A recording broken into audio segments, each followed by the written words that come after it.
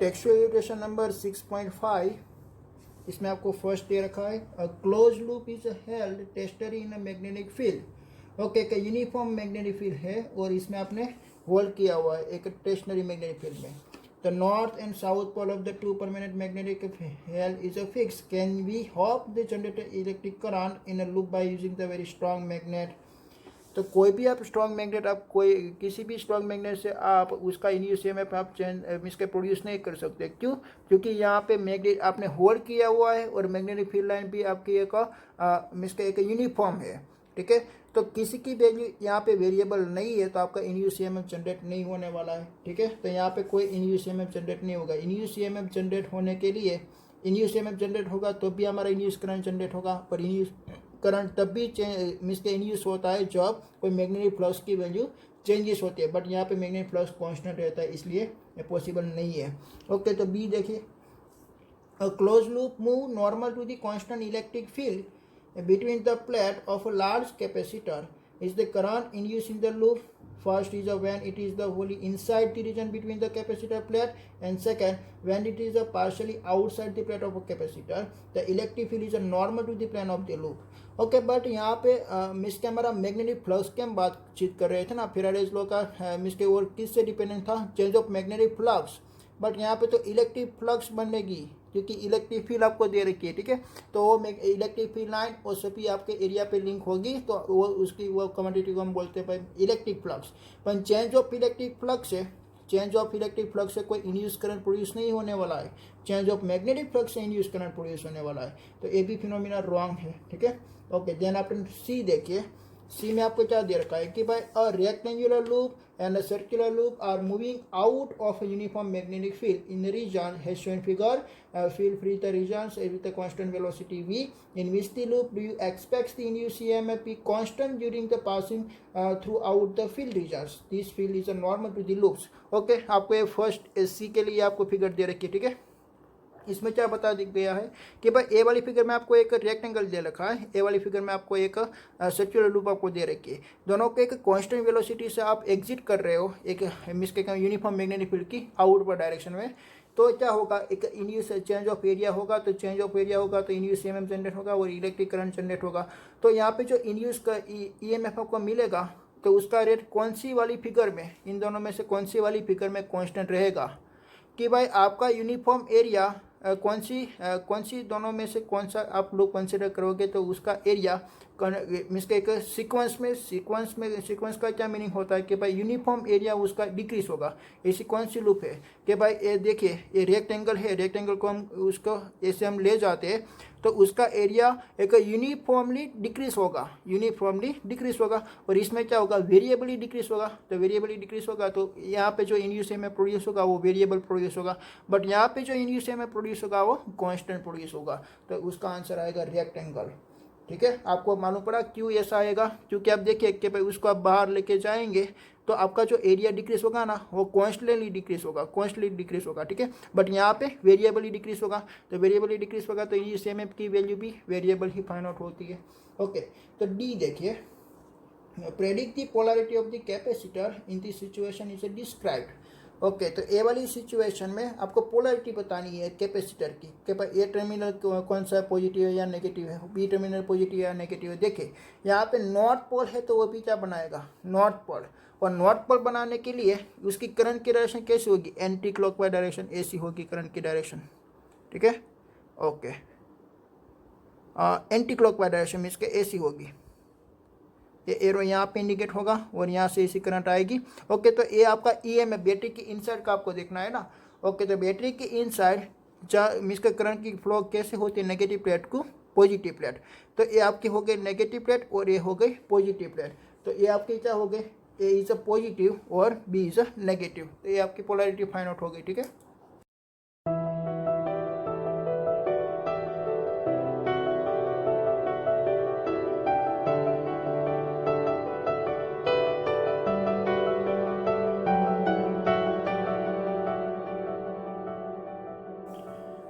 Text equation number 6.6,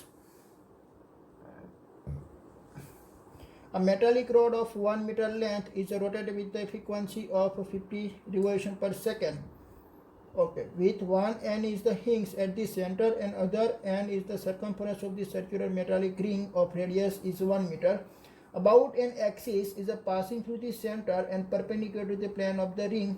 As shown figure, a constant and uniform magnetic field of 1 Tesla is a parallel to the axis is a present anywhere. What is the induced EMF between the center and metallic ring? Okay तो centre और metallic ring के बीच में कितना induce EMF generate होती है वो हमको find out करनी है।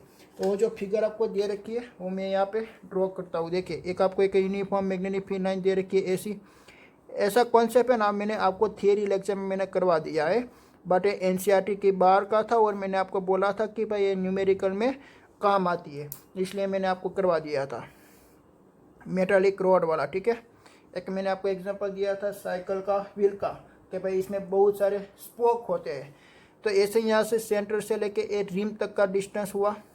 ठीक है, ओके, उसकी रेडियस आपको दे रखी कि भाई ये आर है रेडियस। ओके, यहाँ पे मैं उसको क्या करूँगा, रोटेशन करूँगा तो ए वाली जो एंडिंग है यहाँ पे 2 एंडिंग है। ओके, तो एक जो क्यू वाली एंडिंग है वो वी वेलोसिटी के साथ क्या करेगी, रिवॉल्यूशन करेगी, बट उसकी वेलोसिटी क्या आएगी, कांस्टेंट होगी। ओके, तो ये आपको only for O Q rod ही आपको नजर करनी है, ओ क्यू रॉड। तो ओ क्यू रॉड कैसे वो रिवॉल्यूशन होगा, तो उसका 1 एंड तो फिक्स है और सेकंड एंड उसका क्या करेगा, वी वेलोसिटी के साथ रिवॉल्यूशन करेगा। तो induced EMF of motional EMF का इक्वेशन क्या है, इज इक्वल टू बीवीएल है। बट ए वाली इक्वेशन आप नहीं यूज़ कर सकते। क्यों नहीं आप यूज़ कर सकते, बिकॉज यहाँ पे वी वेलोसिटी है और वी वेलोसिटी किसके लिए थी कि भाई पूरे का पूरा रोड ऐसे रिवॉल्यूशन करेगा तो, ठीक है, ये पूरे का पूरा रोड ऐसे वो स्लाइड करेगा तो हम वी वेलोसिटी ले सकते हैं ना। बट यहाँ पे क्या हो रही है कि भाई 1 एन आपकी फिक्स है, इसलिए उसकी वेलोसिटी भी आएगी, बट उसकी वेलोसिटी क्या आएगी, 0 आएगी। तो हमको क्या फाइंड आउट करनी, एवरेज वेलोसिटी निकालनी है। तो average velocity v average is equal to हम क्या निकालेंगे, v plus v divide by 2 so that v by 2। तो आपका मोशनल ईएमएफ का इक्वेशन क्या मिल गया आपको, 1/2 BV L। और L इज इक्वल टू हम क्या लिख सकते हैं, रोड की लेंथ कितनी है भाई, रेडियस R जितनी है, तो यहाँ पे मैंने लिख दिया R। ओके, तो यहाँ पे एक इसके एक लीनियर वेलोसिटी नहीं आएगी बट एंगुलर वेलोसिटी आ सकती है, बिकॉज यहाँ पे एंगल चेंज हो रही है। सो दैट लीनियर वेलोसिटी और एंगुलर वेलोसिटी भी इसका relationship is equal to r omega आप अप्लाई कर सकते हो यहाँ पे। सो दैट 1/2 B और V के बदले r omega into r. So that induced EMF is equal to 1/2 B omega r square. ये आपका इक्वेशन निकल गया इंड्यूस्ड ईएमएफ का।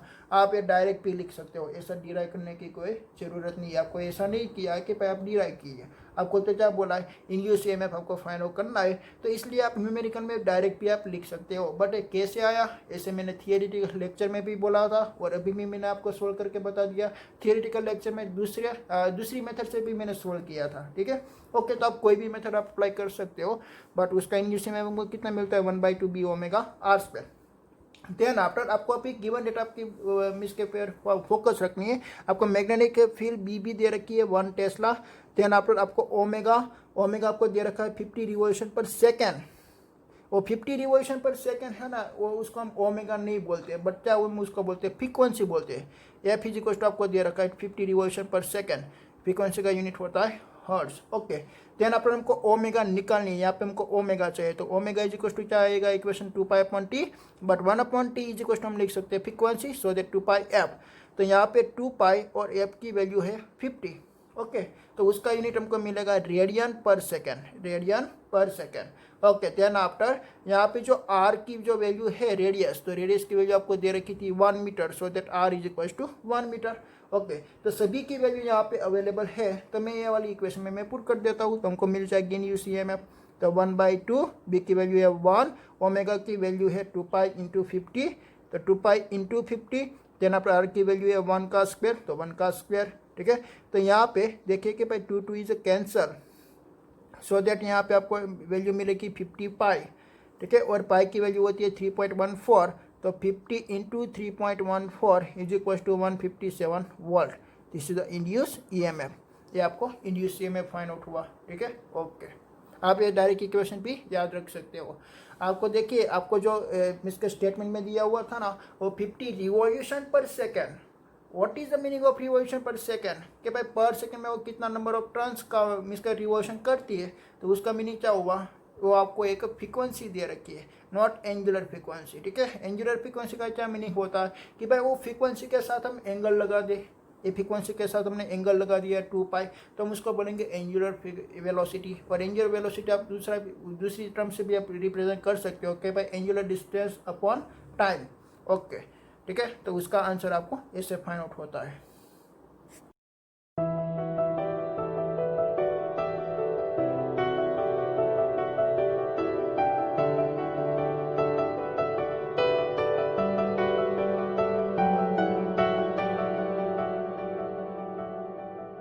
Text to equation number 6.7. A wheel with 10 metallic spokes is 0.5 meter long, is rotated with a speed of 120 revolution per minute.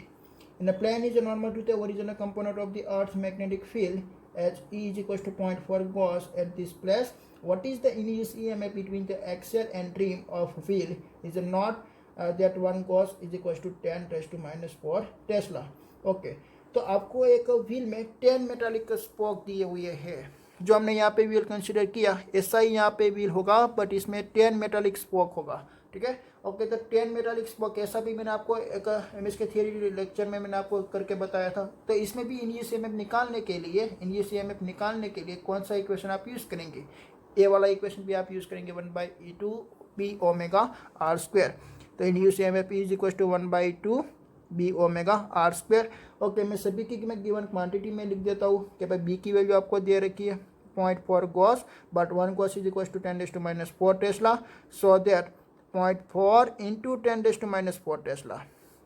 Then after आपको दूसरा दे रखा है कि भाई उसकी length, so that r is equal to 0.5 metre. Then after आपको frequency दे रखी है, इसके फ्रीक्वेंसी आपको कितनी दे रखी है? आपको फ्रीक्वेंसी दे रखी है 120 रिवोल्यूशन पर मिनट, तो आपको निकालनी पड़ेगी 120 पर मिनट है ना, बराबर उसको सेकंड में कन्वर्ट करने के लिए डिवाइड बाय 60, सो दैट 2 आएगा। तो ओमेगा इज इक्वल टू आपको क्या मिलेगा? 2π इंटू 2 मीन्स के 4π आपको मिलेगा, ठीक है। ओके, तो सभी की वैल्यू यहाँ पे अवेलेबल है, तो अभी मैं क्या करता हूँ, सभी की वैल्यू मैं पुट कर देता हूँ, ठीक है। ओके, और ओमेगा का यूनिट क्या होता है? रेडियन पर सेकेंड होती है। ओके, तो so that E is equal to 1/2 और बी की वैल्यू 0.4 इंटू 10⁻⁴, 0.4 इंटू 10⁻⁴, ओमेगा की वैल्यू आएगी 4π और आर की वैल्यू 0.5 का स्क्वायर। ओके, तो आपको इंड्यूस ईएमएफ जनरेट होगा E is equal to 6.28 into 10⁻⁴ volt, ठीक है। ये आपको इंड्यूस ईएमएफ मिलेगा। बट यहाँ पे आपको कितना मेटालिक स्पोक दिया रखा है? 10 मेटालिक स्पोक दे रखा है। देखिए, मैं यहाँ पे इसका जनरल में फिगर आपको ड्रॉ करके बताता हूँ। एक uniform magnetic field line AC आपको दे रखी थी, और इसमें आपको परपेंडिकुलर में एक आपको ऐसा एक व्हील रखना है, और इसमें 10 मेटालिक स्पोक है, 1 2 3 4 5 6 7 8 और 9 और 10 ऐसा, ठीक है। 10 मेटालिक स्पोक यहाँ पे अवेलेबल है। तो देखिए कि भाई ये सभी के सब बिहेव करेगा, एक सेल जैसा बिहेव करेगा, तो सभी सेल जैसा बिहेव करेगा, तो उसका एक नेगेटिव टर्मिनल सभी का सेंटर में है और पॉजिटिव टर्मिनल सभी का रिम पर है। तो एक कैसा स्ट्रक्चर बन गया? पैरेलल। और पैरेलल कॉम्बिनेशन ऑफ सेल में हमने स्टडी किया कि भाई उसका जो सेल का इंड्यूस ईएमएफ होता है, वो इंड्यूस ईएमएफ कैसा रहेगा? कांस्टेंट रहेगा, ठीक है। ओके, तो ये इंड्यूस ईएमएफ में कोई चेंजेस आने वाला नहीं है, तो कांस्टेंट रहेगा।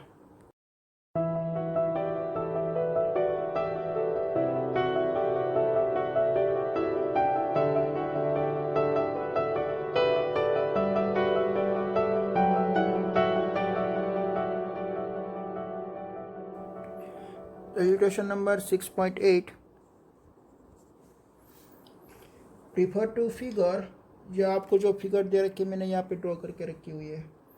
The arm picture of the rectangular conducting is move from x is equal to 0 outward. The uniform magnetic field is a perpendicular to the plane. यहाँ पे आपको यूनिफॉर्म मैग्नेटिक फील्ड लाइन दे रखी है आउटवर्ड डायरेक्शन में, और इसमें आपने प्लेन रखा हुआ है एक्जैक्टली 90 डिग्री पे, सो दैट परपेंडिकुलर हो गया। Okay, perpendicular to the plane and extending from x is equal to 0 to x is equal to b। आपको ए PQ रॉड यहाँ से लेके एक x इज इक्वल टू 0 से लेके x is equal to b तक लानी है।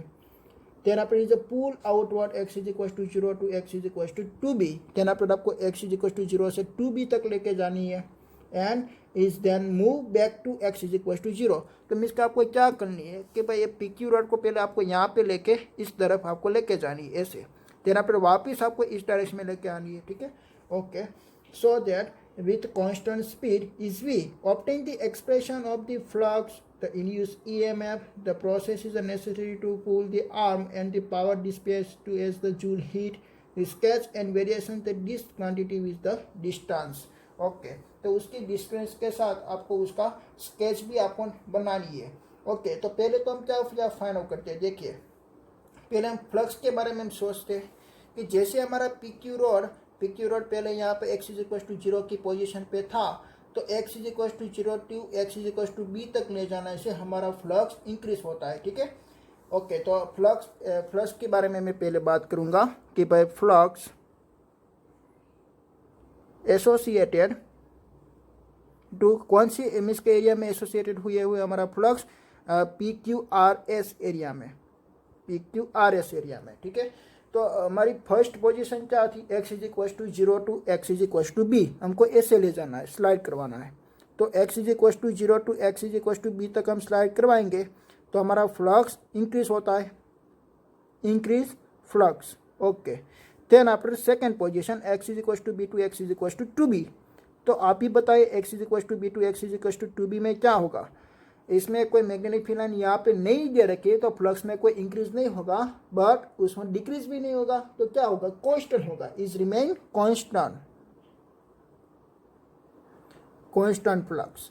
देन आफ्टर टू बी आपको वापस कहाँ पे लेके जाना है कि भाई आपको टू बी लेके जाना है, ठीक है। तो टू बी में भी कैसा आएगा, रिमेन कांस्टेंट ही मिलेगा टू बी में भी, और मैं नहीं लिखता हूँ, ठीक है। देन आफ्टर वापस आपको बी टू जीरो पे लेके जाना है, तो x is equal to b to x is equal to zero पे लेकर जाना है। तो x is equal to b to x is equal to zero पे लेके जाएंगे तो एरिया डिक्रीज होगा, एरिया डिक्रीज होगा तो फ्लक्स भी क्या होगा, डिक्रीज होगा। तो यहाँ पे फ्लक्स आपका हुआ है डिक्रीज। ओके, तो फ्लक्स हुआ डिक्रीज, चला है। तो फॉरवर्ड मोशन में फ्लक्स होता है इंक्रीज और इसके रिवर्स मोशन में फ्लक्स होता है डिक्रीज। ओके, तो उसकी इसके ये जो हमारी जो क्वांटिटी हमने फाइंड आउट की उसके ऊपर से हम कौन सी क्वांटिटी हम फाइंड आउट कर सकते हैं, इन यू सी एम एफ हम डिफाइन कर सकते हैं, इन you C M F is equal to minus D phi upon D T. Okay, but यहाँ पे एक पी क्यू रॉड मूवमेंट कर रही है और आपने उसका इक्वेशन निकाला है, तो भाई उसका इक्वेशन क्या आती है, मोशनल ई एम एफ का equation minus B L B आती है, minus B L B. Okay, कहाँ आ सकते हो, माइनस बी एल बी आ सकती है, minus B L B zero to B तक आ सकती है, ठीक है। तो मैं यहाँ पे कंडीशन लिख देता हूँ कि भाई जीरो लेस देन और equals to x less than b, आपको जीरो टू बी तक लेके जाना है तो आपका फ्लक्स इंक्रीज होती है, फ्लक्स इंक्रीज होती है तो motional E M F produce होती है माइनस बी एल बी। ये फर्स्ट कंडीशन मिली। Then after motional E M F कब जीरो होगी, ये आपकी ई एम एफ है, ठीक है। तो ई एम एफ कब जीरो होगी, भाई बी टू बी आएगी तब, क्योंकि वहाँ पे कांस्टेंट आपका फ्लक्स है, फ्लक्स चेंजेस नहीं हो रहा है। और फिर ने बताया जब फ्लक्स चेंज होगा तब भी हमारा गैल्वेनोमीटर डिफ्लेक्शन बताती है, तो उसका मीनिंग क्या हुआ, जब फ्लक्स चेंज होगा तब भी इंड्यूस्ड ईएमएफ जनरेट होगा, ठीक है। तो यहाँ पे बी टू बी तक फ्लक्स हमारा कांस्टेंट है, so that induced EMF is zero.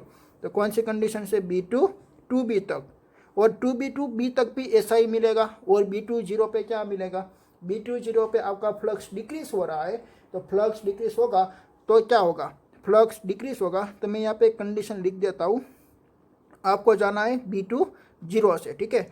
तो b is less than x to zero, तो आप ऐसे जाएंगे तो क्या होगा, बी टू आपको जीरो तरफ जाना है तो आपका मोशनल ई मिलेगा आपको पॉजिटिव बी एल बी मिलेगा, क्योंकि flux is decrease so that motional E M F is increase, ठीक है। इसके पॉजिटिव मिलेगा, इंड्यूस ई एम एफ आपका पॉजिटिव मिलेगा। पहले नकर आपका इंड्यूस ई एम एफ की साइन ही नेगेटिव होती है, इसलिए यहाँ पे नेगेटिव था क्योंकि फ्लक्स इंक्रीज हो रहा था, ठीक है। Okay, flux increase so that induced EMF is negative, flux is remain constant so that is zero, then after flux is decrease so that induced EMF is positive. Then after आपको क्या निकालनी है, हम फोर्स पी एम निकाल देते हैं, force, ठीक है।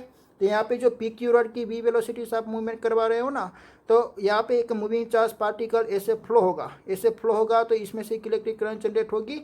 आप कैसा सोच सकते हो कि भाई हमने कोई एक करंट एलिमेंट को कोई यूनिफॉर्म मैग्नेटिक फील्ड लाइन में पुट किया है, कोई करंट एलिमेंट को हमने पुट किया, तो उसकी अपोजिट डायरेक्शन में क्या लगती है, वेलोसिटी की अपोजिट डायरेक्शन में फोर्स लगेगा, इस वाली डायरेक्शन में कौन सा फोर्स लगेगा, magnetic force, F is equal to I L B. ठीक है। F is equal to I L B, A वाली डायरेक्शन में फोर्स लगेगा, ठीक है। ओके, तो पहले तो हमको क्या निकालनी है, देखिए पहले तो हमको इसके करंट की डायरेक्शन निकालनी पड़ेगी, तब हम फोर्स की डायरेक्शन, अगर आपको फोर्स की डायरेक्शन निकालनी है तो मैं बात करता हूँ, ठीक है। कि भाई आप ऐसे मूवमेंट कर रहे हो, वेलोसिटी की डायरेक्शन ए है, तो हम लेफ्टिनेंट फ्लेमिंग के रूल से हेल्प से यूनिफॉर्म मैग्नेटिक फील्ड की डायरेक्शन ए सी है, तो हमने ए सी लगा दिया। देन पर ये है वेलोसिटी की डायरेक्शन, तो फोर्स की डायरेक्शन हमको मिली है कि भाई हमने इसके ऐसा रखा, और वेलोसिटी की हम मूवमेंट कर रहे हैं मूविंग चार्ज पार्टिकल्स को ए वाली डायरेक्शन में, दिस इज ए।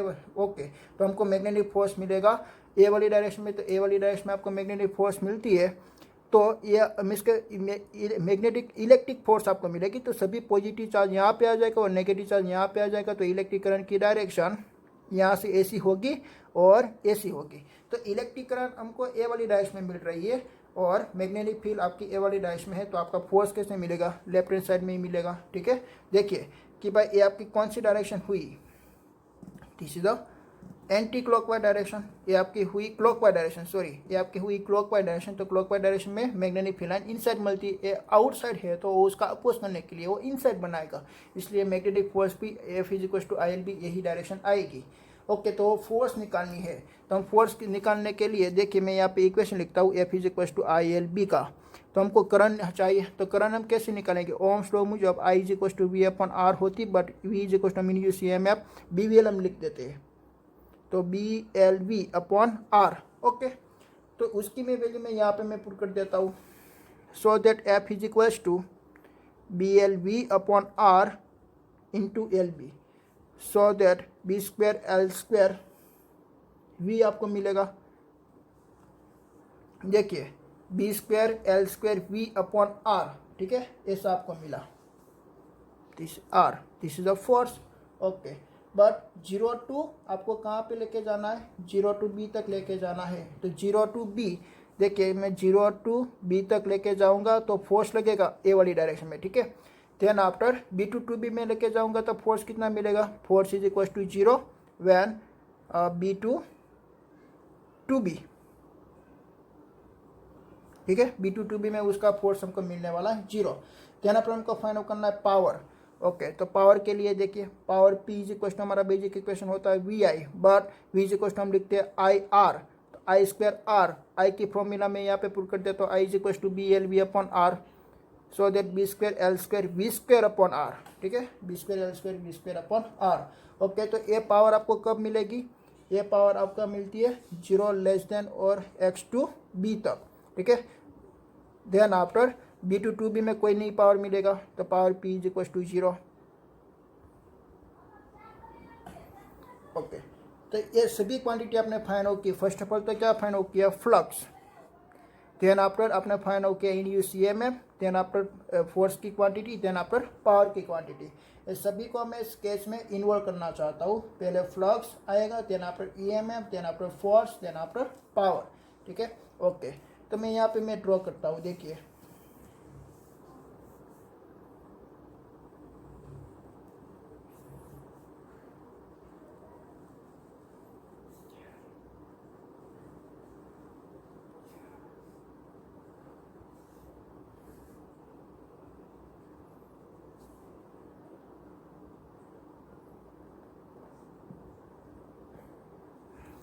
मैं ये फिगर में मैं थोड़ा नोमेनक्लेचर करना चाहता हूँ। देखिए यहाँ पे मैंने एम नाम रखा हुआ है, यहाँ पे मैं एल नाम लिख देता हूँ और यहाँ पे मैं के नाम लिख देता हूँ, ठीक है। और सभी का मैं यहाँ पे देखिए कैसे में स्टार्ट करना है, तो यहाँ पे क्या आएगा, यहाँ पे एल, यहाँ पे एम, यहाँ पे के एल एम एल, और यहाँ पे आएगा के आएगा, ठीक है। ओके, तो ए वाली जो पोर्शन है के टू एल, तो के टू एल में आउटवर्ड जा रही है, एम तक वो आउटवर्ड जा रही है, ठीक है। तो ए वाली डायरेक्शन आपकी हुई आउटवर्ड, और एल टू वापिस आपको कहाँ पे जानी है कि भाई एम टू एल और के, तो एम टू एल और के, तो वो आएगी इनवर्ड। देखिए के टू एल, तो के टू एल वो जाती है आउटवर्ड, तो मैंने आउटवर्ड यहाँ पे लिखा, एल टू एम भी आउटवर्ड, तो आउटवर्ड मैंने यहाँ पे लिखा। Then after M to L so that inward, तो मैंने यहाँ पे इनवर्ड लिख दिया, और एल टू के वापिस इनवर्ड। तो पहले आपको लिखनी है कि भाई फ्लक्स के बारे में, ठीक है, फ्लक्स के रिगार्डिंग आपको ड्रॉ करनी है फ्लक्स। तो फ्लक्स देखिए कि भाई जैसे ही वो आउटवर्ड में जाती है तो आपका x is equal to 0 to x is equal to b।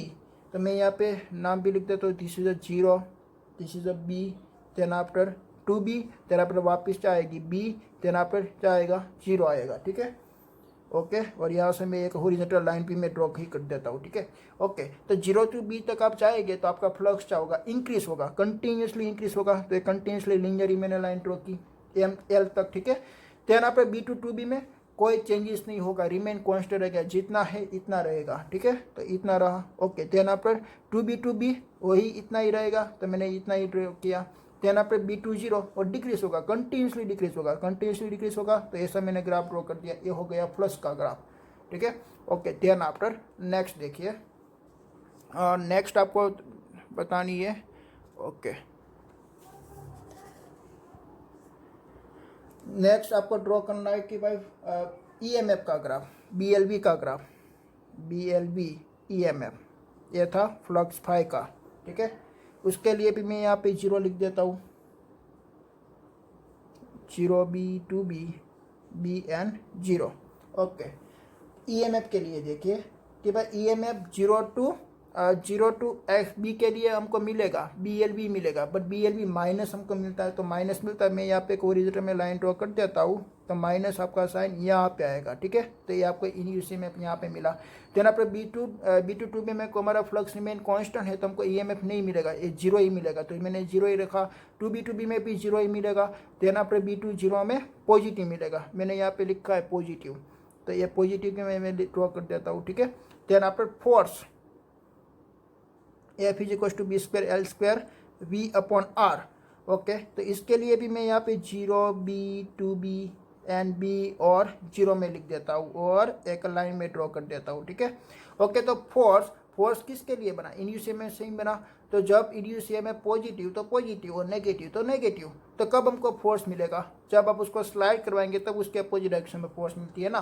तो यहाँ पे आप स्लाइड करवाए पॉजिटिव डायरेक्शन में, बट हमको फ्लक्स मिलती है अपोजिट डायरेक्शन में, इसलिए नेगेटिव आएगा। देना पर यहाँ पे तो कोई मैग्नेटिक फील्ड लाइन है ही नहीं, तो आपका फोर्स ही नहीं मिलने वाला है, तो 0 मिलेगा। और 2b टू b आएगा तब भी वो 0 मिलने वाला है, ठीक है। देन आफ्टर b2 0, तो b2 0 आ रही, तो आप वेलोसिटी की डायरेक्शन ए वाली डायरेक्शन में, तो उसका अपोज करना है, तो पॉजिटिव डायरेक्शन, तो फोर्स की डायरेक्शन हुई पॉजिटिव डायरेक्शन, ठीक है, ओके।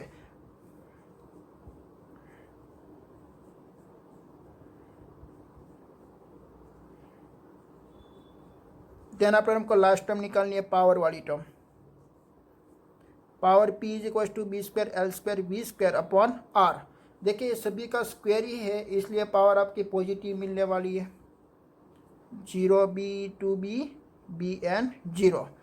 तो पहले आपने उसको स्लाइड करवाया तो इसमें से हीट जनरेट होगी, जो हीट जनरेट होगी ये पावर में डिसिपेट हुई, तो उसका पहले 0 टू b में हीट जनरेट हुई।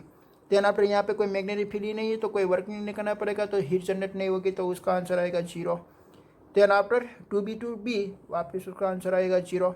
देन आफ्टर b2 0, आप डिक्रीज कर रहे हो तो उसमें भी हीट जनरेट होगी, तो उसका आंसर हमको मिलेगा, ठीक है, ओके। तो ये हो गया पावर का ग्राफ, ये हो गया फोर्स का ग्राफ, ये हो गया इंड्यूस्ड ईएमएफ का ग्राफ, ये हो गया फ्लक्स का ग्राफ। देखिए मैं आपको एक ग्राफ में एक्सप्लेन कर देता हूँ। आपको स्लाइड कहाँ से करनी है, 0 से, तो 0 टू b आप जाएंगे तो फ्लक्स आपका इंक्रीज होगा। तो देखिए 0 टू b में फ्लक्स आपका इंक्रीज हो रहा है। देन आपके b टू b में फ्लक्स रिमेन कांस्टेंट रहेगा, तो फ्लक्स आपका रिमेन कांस्टेंट रहता है। देन आपके b टू b में रिमेन कांस्टेंट, तो रिमेन कांस्टेंट रहती है, और b2 0 में डिक्रीज होता है, तो डिक्रीज होता है, ठीक है। देन आफ्टर नेक्स्ट देखिए कि भाई ईएमएफ के लिए, ईएमएफ को मालूम होती है कि भाई फ्लक्स अगर इंक्रीज होगा तो ईएमएफ डिक्रीज होगी। तो ईएमएफ मैंने यहाँ पे नेगेटिव में लिखा है, ये नेगेटिव है, ठीक है।